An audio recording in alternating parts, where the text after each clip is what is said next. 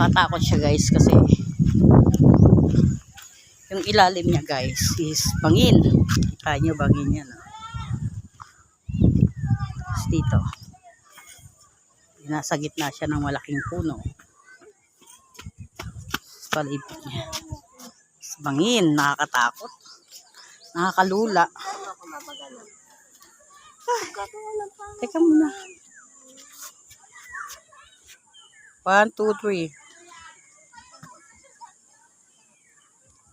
Bas na. Ano pa yan?